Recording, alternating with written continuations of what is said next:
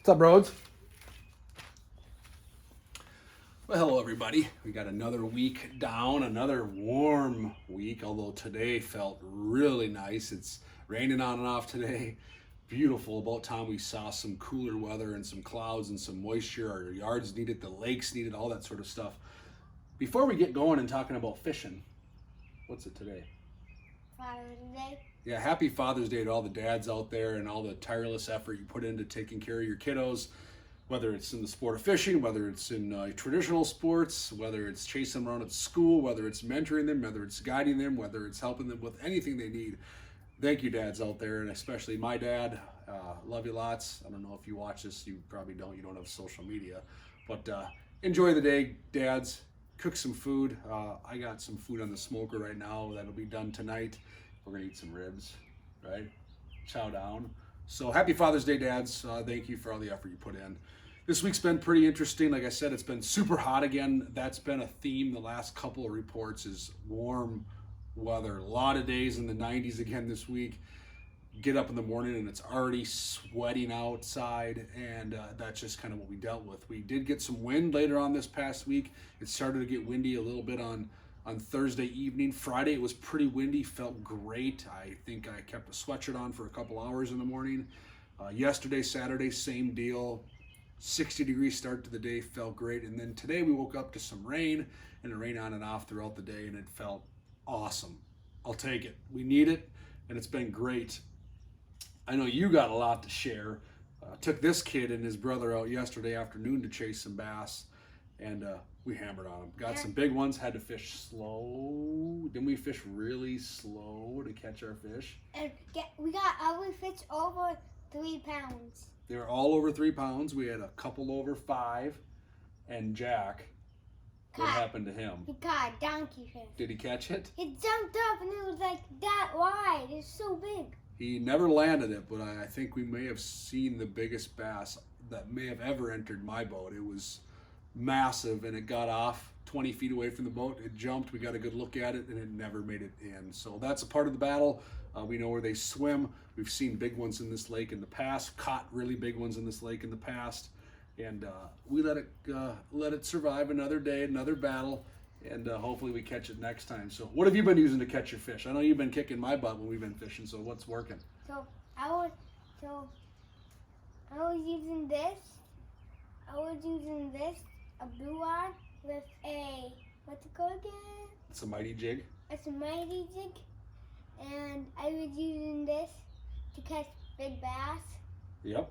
And should we rig it up? Should we show them how we're using it? So this is actually the system and the lure Brody was using yesterday to catch his big fish is really how we've been catching a lot of our fish this entire week, whether it's been on Lake Minnetonka, whether it's been North Metro, whether it's been West Metro, whether it's been Forest Lake. We've been fishing a variety of bodies of water, and we've been using this really same setup. So he's using just a 6'6" medium action spinning rod. I got a 1000 series Shimano on here for him, but we oftentimes will fish a 2500 series Shimano or even jump up to like a 7-foot rod. But for him, the 6'6" medium really gets the job done. And I'm using 20-pound braided line, and I'm using that in all the setups I'm fishing for this scenario. 20-pound braided line, and then I got about a 3-4 foot. You can see the knot there. 3-4 foot, 10 to 12-pound fluorocarbon leader. And then I'm tying that mighty jig. We've been using the chartreuse head. You can use black, you can use green pumpkin. It's got that flat base, which is nice to butt the plastic up to. So this has been that jig we've been fishing. We've been using 1/8 ounce, even 3/16 ounce. If we can get away with a 3/32, we will, but 1/8 and 3/16, the two middle sizes, have kind of been what's taken the juice. And what are we putting on that? This pocket fry? pocket fry. Yeah, that's been the jam. And should we rig it up for him? Take one out of there. We'll show him how to put it on. There's 2 ways to do it, and this has been by far our best bait. Does it smell good? Mm-hmm. Take a bite. No, he's not going to take a bite. So you've seen that pocket fry. It's just a kind of limp noodle, and it's got a blunt end on both sides. A lot of anglers will wacky rig fish this, but the way we're fishing this on this jig is we're actually threading it straight on, and I'll show you how I'm doing this. So I got the jig head, and I'm just literally threading it just like I would any twister tail or whatever else straight onto this hook. and just poking it out the other side there and pushing it all the way up against the base of this hook. And that's just your traditional jig worm style of how I'm fishing this. You can see that's all there is to it. And that's been working well to catch these fish. And we'll pitch it out, and you're fishing it, remember, really slow. Brody was casting off the back 45 of the boat and just dragging this thing across the bottom of the lake, and it worked, didn't it? You caught big fish. He found the fish for us yesterday when we were struggling. And we did have a few situations where we get some fish to pick it up, and we just weren't getting to take it. So what we did next is we took this exact same lure, and we've talked about this in past videos, pull it back off the hook, and right about where that hook came through the bait, you can see at the tip of my finger there, about that far down, that's where we're ripping it off. We're taking that much and discarding it, and then we're threading this smaller level plastic right back on the hook in the exact same manner, basically just shortening up that jig worm. And a lot of guys will reference this setup as a Ned rig, and that's essentially what we're doing, is we're taking that same setup, and now look at the profile difference. Just a smaller profile bait, and we're now pitching that out there, and what's that doing? Crushing them. Catching a 4-pound bass. Catching 4-pound bass, this little Ned rig. So that's been really our 1-2 punch there. If we can't get it to eat the full jig worm, which I try first, if we're missing fish, if we're not landing them the way we should and we know they're in the area, then I would downsize to that smaller, more of a Ned rig approach. And that's been a great way to catch fish. And the biggest rule with that type of fishing, in my opinion right now, is speed. A lot of anglers want to cast it and fish it back to the boat, swim it back to the boat. You're not doing that. You're casting it, feeding some line before you flick the bail, and you're letting it sit. You're letting that thing drop straight down into the strike zone. More often than not, that's when you get bit. And then my only retrieve back to the boat is to pick up slack. I'm doing this, slowly crawling it. It's going this far off the bottom, just sitting there, and then maybe once in a while I'll give it a snap so it jumps up, and then snap it and put my rod tip straight back down to the water. So I'll snap straight. I'm not snapping it and doing this. I'm snapping it, put my rod right back down, because what that does is it snaps it, keeps the slack in the line, so it goes straight back down, versus swimming back like this to the boat. They don't want that. They want that to come up and then go right back down. So when you work that snap, you want to put your rod tip right back down. So if this is the rod I'm fishing, I'm gonna snap it up, put my rod right back down. I'm not gonna snap it up and then work it like this. I'm not doing that. I'm snapping it up, rod tip right back down. And that puts that bait right back in that strike zone. So that's super important.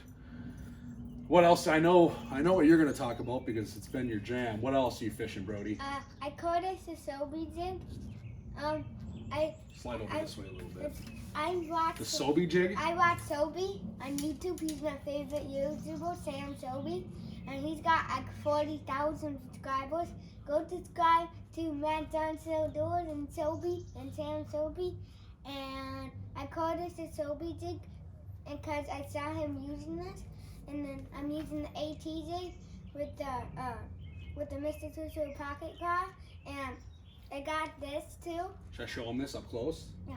So he calls this the Sobe jig. Sobe always throws that rattling AT jig from All Terrain, and you can hear that rattle. Just a good looking jig right there. And you've caught big fish on this. So Brody calls that the Sobe jig, the Sobe special. I call this the B-Rock jig. B-Rock? Yeah. So Sobe's friend in videos, and go subscribe to B-Rock too. I call this B-Rock jig because sometimes I see him using this in his videos. Chatterbait? And he catches huge bass. Oh yeah, Sobe and B-Rock catching big fish. Those guys are having a good time. Pretty good, huh? Mm-hmm. Pretty exciting. So yeah, chatterbaits catch fish too. But yeah, these type of jigs right now are catching fish. As we start to see these fish move into their summer patterns, which they have been doing, and they're ahead of schedule. They're really on summer mode right now. There it is, Chatterbait Willie. Is that rattling AT jig. I'll throw a Grassmaster jig, but something like this, I can pitch into heavier cover. I can pitch around docks. I can pitch into the milfoil. It's a real foolproof way just to go catching fish. So that's a good way to catch them. We caught a bunch of fish on this yesterday as well, just crawling this painfully across the bottom of the lake. Another way we caught some fish this week again was on the swim jig, and I continue to preach about the swim jig, not because I'm trying to bore the heck out of you. I talk about it because it just continues to catch fish. And the reason I think it just catches fish all the time is because of its versatility. And I had some clients in my boat the other day that we were talking about this lure. You can fish it deep, you can fish it shallow, you can fish it around docks. It skips exceptionally well. You can retrieve it, you can hop it, you can dance it. It's just one of the only jigs out there I feel like that's that versatile. So a lot of anglers will take this exact same presentation and burn it inside weed line, work it slowly on the outside weed line with a steady retrieve, or they literally go up into a pocket and pitch this right into a pocket of milfoil. So this swim jig is very versatile and it catches a pile of fish. And this rod here happens to be Brody's first bait caster, and he put this thing to work yesterday too, chucking this thing around. We got him a Shimano SLX DC, those digitally controlled reels. You've heard me talk about those in the past. Super functional, especially for new anglers or anyone of any skill level that wants to get into bait cast fishing using a base casting rod. It gives you a little more room for error. It's a phenomenal price point reel for $200 retail. You can get into this reel and it'll do everything you want it to do for years to come. And this has kind of been your go-to. So when we first got you this setup, we practiced a lot in the yard, didn't we? We took an old jig. I took a lot of duct tape and taped around that jig a ton so the hook wasn't exposed. It's just basically a ball of duct tape. And he's casting around the yard and trying to cast at objects and trying to hit buckets and walking from spot to spot, pretending there's fish around a tree. And that helps him learn how to use a bait caster. And I think that's a good rule of thumb for any young angler out there trying to get into the sport of fishing and learn how to cast. A lot of anglers want to gravitate towards this bait casting setup right away, but I'll tell you what, it can be a pain. It can be a borderline nightmare if you've never used one and you get into the boat. You're going to learn real quick what a backlash means. So Brody learned a little bit. We had some backlashes. We learned to pick them out. But again, I have them practice around the yard and we make a game out of it. So this part of the yard, we pretend there's bass. This part of the yard, we pretend there's pike or smallmouth. And then we try to cast around different structure, whether it's a bush or a tree or a soccer net. And we have some fun with it. So bait casting setup's a good way to catch fish. And then that swim jig, like I said, has worked wonders. What's that one? I don't know. That one looks good. Pink or purple and black. Another jig. Catches some fish. Another Mr. Twister pocket craw. Wait, no, it's not Mr. Twister. Yeah, it's a pocket craw. Another, is it Mr. Twister one? Yep. A Mr. Twister pocket craw with a little jig. I don't know what kind of jig head that is, but yeah, a little weedless jig head. Goes right through the weeds and catches big bass. And what about this one? So this is another way to catch fish right now, especially with warm weather. You know all about that. That's your whooping stick. You want to tell them about that lure? This is my watermelon comito, Mr. Twister. Go buy it at Clam. Mr. Twister? And this is my $200 wheel. That's your Shimano, yeah. This is my Shimano wheel, and with a Jason Mitchell rod, and yeah, with the watermelon coming out. Should I show him that lure? And with braided line, and just with a normal hook. So he was throwing this watermelon chartreuse. You got watermelon on one side, chartreuse on the other. It looks really cool in the water. It attracts the fish. And like he was saying, I got him set up here on just a 6 foot or 6'6" medium action spinning rod for him so he can control it. We got 20 pound braid with the fluorocarbon leader and a wacky hook. Super easy way to catch fish, and this is an effective way to catch fish pretty much all year round. And we'll pitch this around docks, shallow cover. He's learning to flip, do those sorts of things. It's tough for him still, so I'll have him fish this around even heavier cover because that wacky rig tends to plinko down the weeds pretty well. And then the reason I got a medium or medium heavy rod and 20 pound braid is it gives him the power to pull it out of there. So great way to catch fish. And as we get into the summer months and these bass locate under docks, this lure skips really well. So comitos are great. What's that one? A Kitech paddle tail. A Kitech paddle tail. And we tip those on our swim jigs, on our chatterbaits. Those work exceptionally well a variety of different ways. Want me to show them one of those? So there's your little paddle tail. Tasty. They taste good if you bite into them. They taste like salt. So these have caught a bunch of fish too. So lots of good ways to catch fish right now. And water temps are kind of stalled in the upper 70s. We're looking at low 80s possibly on a high sun day. But I think they're backing off just a bit, starting to become a little more uniform. And we're starting to see these fish, like I said, slide into their summer patterns. We're not getting them as shallow as we were a couple weeks ago. That 10 to 14 foot, we even caught some fish in 16, 18 feet of water the last few days. You want some type of weed cover, some type of cover to bring in comfort, to bring in shade, to bring in forage. That's all the things these fish are looking for. And they seem to be working well. But like I said, a big thing that's worked for us the last few days, it's been very, very, very important. The speed in which you fish. Fish slow. We're fishing jig worms and Ned rigs and wacky rigs and drop shots. And any of this stuff that we be fishing deep right now, you need to slow down. Every time I'm fishing with clients, I'm telling them, get your hand off that reel. Get your hand off that reel. Nope, don't touch that reel. Let it sit. And then you're just basically barely bringing in any movement back to the boat. It should take you a while to bring that jig worm or Ned rig or whatever you're fishing back to the boat. It shouldn't be a cast and retrieve type of situation. It should take you a while to get that back to the boat. So, you want to show them a couple ice jigs and then we wrap it up? Oh yeah. And then I got my yellow backs jigs that I used in Iowa. Yep. Pin that mid jig and minnows. Then I also have some drop kicks. You'll show them that jig box. That's pretty cool. Look how colorful that is. And then I have some ducktails, some snow drops, and then I also have some drop kicks. I got a black one, a pink one, a dotted one. And then my favorite one that I like to have is this golden one. Oh yeah, that one's nice.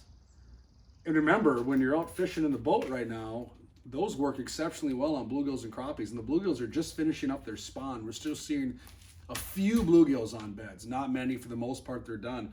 But these tungsten drop series jigs catch a pile of fish in the summertime too. So you'll see a jig box like that in my boat all year round, because I catch fish off docks, catch fish in weeds, catch fish under bobbers, whether I'm taking the kids fishing or whether I want to go catch some crappies and bluegills. I'm using a lot of my ice tackle to get it done. So great way to catch fish. The pike are everywhere. They're cruising all over. If you want to catch pike, this is a good time of year to slowly troll weed lines with crankbaits, or you can cast crankbaits. We haven't done exceptionally well on walleyes lately, but I haven't really targeted them hard. We've been mostly targeting the bass. But the walleye fishing is starting to teeter off here in the metro. You're going to want to fish prime time, morning or night, and fish deep, find deep weeds. Weeds are starting to set up deeper every single day. That's where the walleyes are. And the muskie fishing, we've seen muskies come up, but those water temps are pretty warm. Again, you want to find windows to fish the muskies. Prime time, sunrise, sunset, and that's the name of the game. Otherwise, we're going to get out there this week, chase down some more fish, hopefully have some more fun. I predict to see the similar pattern. Get the jig worm out, get the Ned rig out, get the drop shot, grab a jig. Don't be afraid to throw it in heavy cover. Weeds are your friend. A lot of anglers get scared of the weeds. You want to be in the weeds. Like I tell my clients, if you're pulling up healthy green weeds once in a while on a retrieve, that's good. That's where the fish are. If you're never, ever, ever snagging weeds, we may not be in the right spot. So those are some things to consider. Get out there, have some fun. Again, enjoy your Father's Day, Dad. Hopefully you had a great week. We're going to get some cool weather. You're going to show them your backpack. 60 degrees, I think we're going to see predicted for a high tomorrow, maybe 70. It's going to feel awesome. Sweatpants and sweatshorts to start the day tomorrow. It's going to be in the 50s, and I can't wait. That's a big backpack with all your gear. And it came with this. Came with both those pieces and a rod bag. And you clip it on the heel. Yep. That backpack's bigger than you, so that's the Ultimate Ice backpack from Clam. And it comes with this. So you got two pieces, it zips together, you can put all of his gear, and it comes with that. That's his favorite thing in the world. So he took that off right now. He's not using that in the summer, but he's still using these pieces to store his summer gear. So pretty awesome. What do you think, big guy? I love you, dude. You really kicked my butt yesterday fishing. Proud of you. So get out there, enjoy some time on the water. Put the swimsuit on, and don't be afraid to jump into the water and cool off as well. So, a Blue 42. And you got your Blue 42 pocket knife, all the goodies that we have as kids. So enjoy this week, catch some fish, have fun, be safe. Say see ya. There's a pocket knife and a screwdriver. Say see ya. See ya.